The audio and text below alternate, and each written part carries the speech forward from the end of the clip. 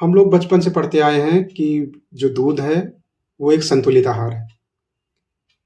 संतुलित आहार का मतलब हुआ कि उसमें सारे न्यूट्रिएंट्स हैं जो हमें चाहिए। सारे न्यूट्रिएंट्स मतलब एनर्जी के लिए carbohydrates, proteins, fats, minerals, vitamins, water सब कुछ है। और ये सच्चाई भी है। धरती पर खाने पीने वाली जितनी भी चीज़ें हैं, चाहे वो वेज हो या नॉन वेज, अगर कोई एक ऐसा फूड प्रोडक्ट है जो सारे न्यूट्रिएंट्स हैं जिसमें और प्रॉपर प्रोपोर्शन में है, प्रचुर मात्रा में है, तो वो अकेला दूध ही है। अगर हम दूध का पूरा कंपोजिशन देखें तो दूध में 85 से 88% पानी होता है। 12 से 15% जो बचा उसमें 4 से 5% लैक्टोज शुगर होता है। 3 से 3.5% प्रोटीन्स होते हैं। 3.5 से 4.5% फैट्स होते हैं। 0.6 से 0.7% तक मिनरल्स होते हैं और 0.1 से 0.2% तक विटामिन होते हैं। इसका मतलब दूध पूरी तरह से बैलेंस्ड है। दूध में विटामिन सी नहीं होता, बिल्कुल नहीं होता, वो हमें खट्टे फलों से मिलता है। और आयरन कम मात्रा में होता है, जिसकी वजह से जो छोटे बच्चे होते हैं घरों में जो सिर्फ दूध पर रह रहे होते हैं, उनको अलग से आयरन सप्लीमेंट्स देने पड़ते हैं। कभी कभी हमारे घरों में जो बुजुर्ग होते हैं, अम्मा पापा, जैसे हमारे अम्मा पापा कहते हैं कि दूध में आजकल वो स्वाद नहीं रहा, पानी जैसा हो गया दूध, कोई टेस्ट नहीं है। तो उसके लिए काफ़ी कुछ हम ही लोग जिम्मेदार हैं। क्योंकि ये जो गाय भैंस हैं, ये पहले फ्रीली घूमते थे। नेचुरली अगर देखा जाए तो कुदरत ने इनको बनाया था, ये जंगलों में रहते थे। हमारे पूर्वजों ने इनकी फायदों को देखते हुए इनको बांध लिया, रख लिया घर में, अपने हिसाब से फिर खिलाने लगे। ये जंगलों में घूमते थे, घास हरा चारा ये सब खाते थे। हम बांध करके इनको अपने हिसाब से खिलाने लगे। फिर हम इनको पक्के फर्श पर रख दिए, क्योंकि कच्चे फर्श को साफ करने में परेशानी होती है, कीचड़ होता है। अब 600-700 किलो का वजन लेकर के कोई गाय या भैंस अगर हमेशा पक्के फर्श पर है तो उसके खुरों में प्रॉब्लम होती है, फिर उसकी वजह से तरह तरह की प्रॉब्लम्स आती हैं।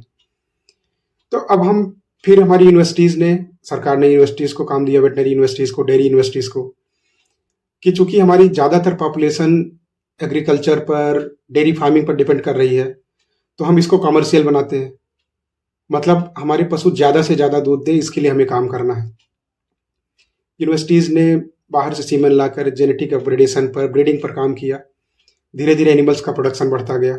अब हमारे पास आज अगर हम पंजाब में देखें तो 83-84 लीटर दूध देने वाली भी गाय हैं। तो अब पशु की इतनी ज़रूरत को पूरी करने के लिए हरा चारा सफिशिएंट नहीं था, हमें फीड पर आना पड़ा, फिर तरह तरह के सप्लीमेंट्स पर आने पड़े। तो हम पशु की सारी आज़ादी छीन लिए। वो फ्रीली घूमता था, बांध लिया। कच्चे फर्श पर रहता था, पक्के फर्श पर रख लिया। ज़्यादातर पक्के फर्श पर लोग रखने लगे हैं, जो छोटे डेयरी फार्मर्स हैं। बड़े डेयरी फार्मर्स तो समझते हैं इस चीज़ को। और खिलाने के लिए हम उनको फीड दे रहे हैं, जिसके लिए वो बने ही नहीं है। फिर हरा चारा भी बंद कर दिया, हम साइलेज पर आ गए। साइलेज इसलिए क्योंकि हरा चारा बदलता है तो बार बार फ्लक्चुएशन आता है दूध, फैट, एसएनएफ में। हम लोगों ने उसको भी साइलेज में कन्वर्ट कर दिया कि साइलेज पूरे 12 महीने चलेगा। तो जो दूध में आज की डेट में हमको स्वाद नहीं मिलता है, तो ये जो हमने किया है उसका नतीजा है।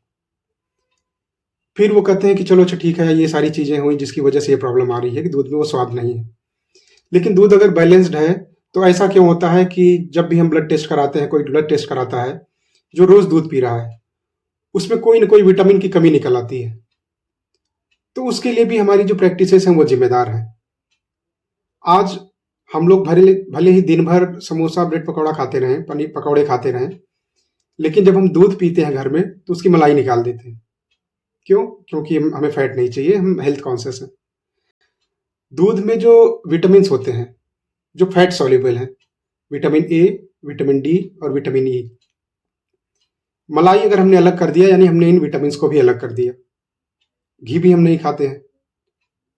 तो ऐसे में क्या है कि दूध का जो ये फायदा था कि उससे vitamin A, vitamin D, vitamin E मिलता है, वो हमें नहीं मिलेगा। फिर उसके बाद हमारे घरों में क्या प्रैक्टिस है कि दूध जब हमारे घर पर आता है तो उसको हमारी माताएं बहनें घर उबलने के लिए रख देती हैं गैस पर। धीमी आंच में करके रख दिया, उबल रहा है, अपने काम में लग गई, दूध उबल रहा है। अब दूध में जो वाटर सॉल्युबल विटामिन हैं, vitamin B1, B2, B4, folic acid, ये काफ़ी हद तक नष्ट हो जाते हैं। और विटामिन B12 तो ये बार बार जो हम हीटिंग करते हैं उससे बिल्कुल ही नष्ट हो जाता है। इसीलिए देखिए जो आज शहरों में लोग रहते हैं, वो ब्लड टेस्ट कराते हैं तो ज़्यादातर विटामिन डी, विटामिन बी12 ज़्यादातर लोगों में कम आ रहा है। शहरों में प्रॉब्लम इसलिए ज़्यादा है क्योंकि उनको ऑफिस जाना होता है। सुबह जब वो ऑफिस जाते हैं तब भी सनलाइट नहीं होती, शाम को जब लौटते हैं तब भी सनलाइट नहीं होती।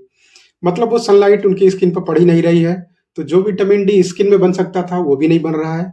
दूध से हम अलग कर देते हैं क्योंकि हमको फैट नहीं चाहिए, तो विटामिन डी की कमी हो गई। इसकी वजह से घुटनों के दर्द की कोई उम्र नहीं रही है, घुटनों के दर्द सभी में है।